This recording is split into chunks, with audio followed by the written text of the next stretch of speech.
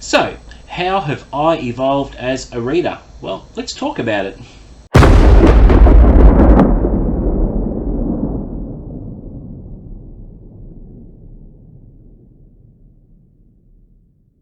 What's up guys, welcome back to Unlimited Reads. My name is Chris and today I'll be doing the evolution of a reader tag.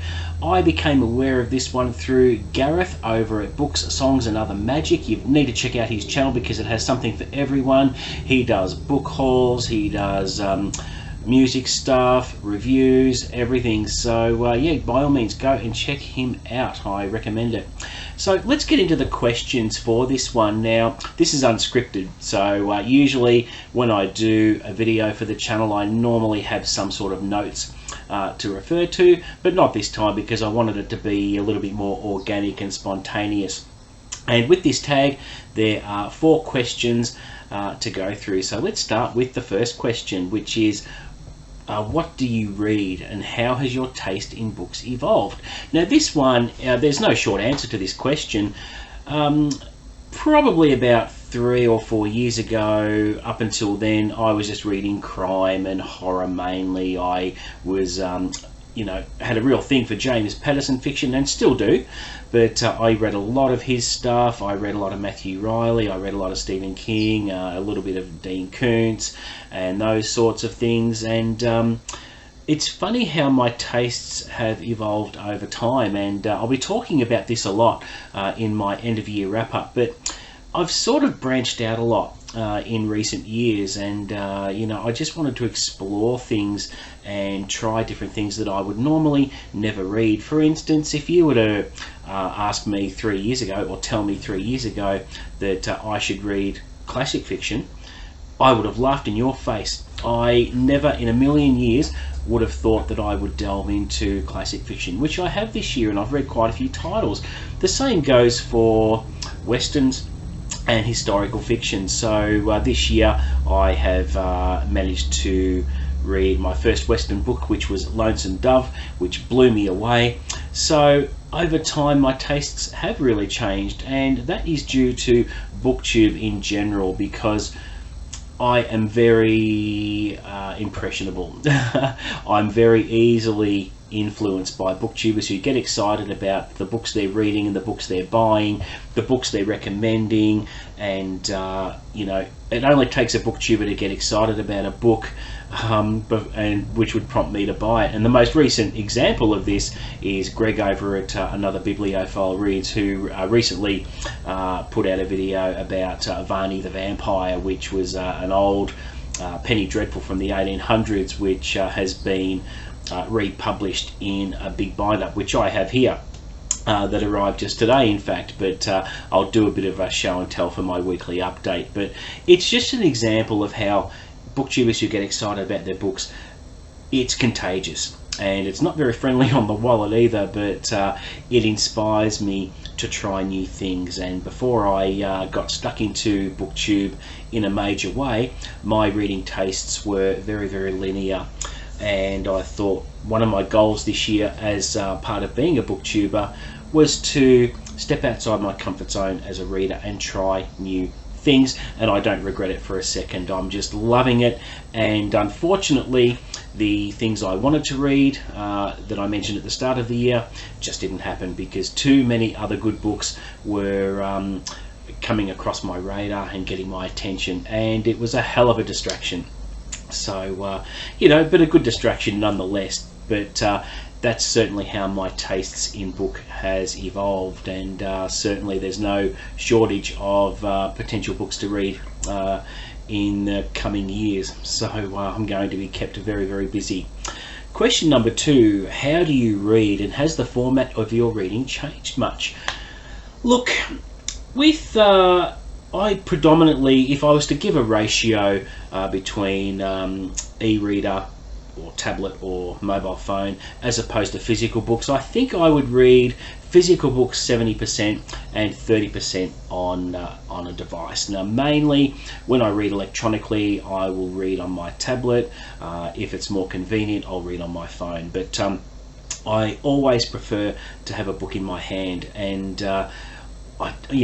like everyone, I just like the tactility of being able to thumb through pages. I like to have a good reading session and then look at my bookmark where it is and how I'm progressing. It's a really good way. You can actually physically see how you're progressing, not so much on a device, but yeah, as I said, I read on both mediums, but certainly prefer the physical books, as 99% of the booktube population would agree, I would imagine. But for convenience, reading on an e-reader or my tablet or the phone also does have its place.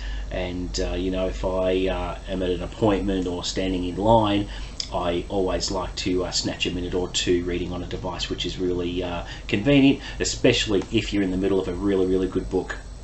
All right, question number 3: how much do you read? Do you read more or less than previously?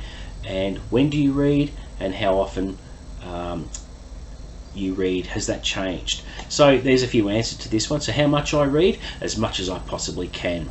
I'm always have my nose in a book. Every spare moment. I chain read as well. As soon as I finish a book, I will mark it as finished on my Goodreads app, and then immediately put another one on the Goodreads app and start it pretty much the same day. I normally like to finish 2 books each week on average, provided the books are short enough. In the case of Lonesome Dove, which I read recently, that took me about 2.5 weeks, but loved every minute of it. But as a general rule, 2 books a week is a pretty good goal for me.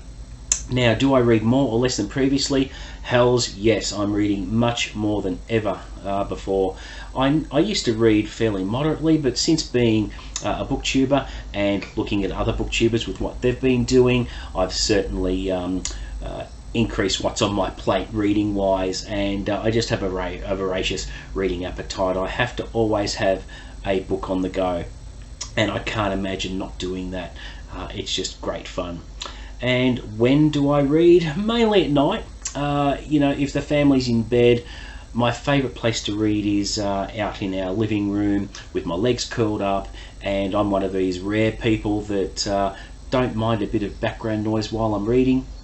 I always like to have the TV on in the background at a low volume, particularly if it's a movie that I can read, watch, you know, catch snippets of it while I'm reading. I don't find that very distracting at all. I actually find a little bit of background noise quite conductive to my reading, which is really good. Sometimes I will try and read in bed on the mobile, but as I'm getting older, I get a bit more tired and can't pull all-nighters anymore. I normally drop my phone. I lay in bed on the side and have my phone like this and fall asleep, and then the phone drops between the bed and the bedside table. So it's not practical for me to read in bed these days, but mainly nighttime is the main time I like to read.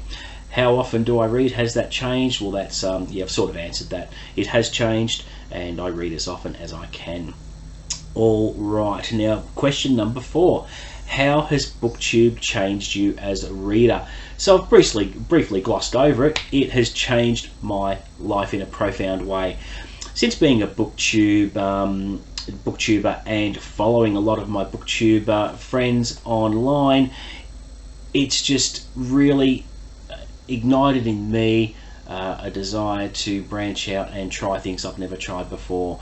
And dare I say it, and I'm going to talk about all this in my end of year wrap up, but I've experimented with Western fiction, I've tried classics this year, I've done a lot more fantasy, and I am going to try a couple of general fiction titles, you know, literary fiction, which surprises even me. And I thought I'd try a little bit of Bryce Courtenay. He's was a very famous Australian author, and he writes general fiction, or he wrote general fiction, and I'm going to try at least one Bryce Courtenay title. But in terms of there's another genre, romance, I'm not ready to go down that path yet. But never say never. In the next couple of years, I might want to find out what it's all about, but yeah, not quite ready for that yet. And I'm also going to delve into a bit of historical fiction as well. So this is all thanks to BookTube, and me being a booktuber, I always like to share different things and what I'm reading and experimenting basically, and it has changed my life, and it has just made me a more hungry reader. And particularly when you branch out to try genres that you haven't really tried before, it just creates opportunities for spending, unfortunately, but it's certainly very, very good. And question 5, which isn't really a question, but it's asking me to tag some people. So some people I'd like to tag are Nerdy Kathy, I'd like to tag Ollie over at Criminoli, and I'd like to tag MJ over at Reading This Life. I've only just met her recently, and she's a fantastic booktuber. You need to check her channel out. Check all these channels out that I've mentioned. I'll put the links to all the channels in the description below.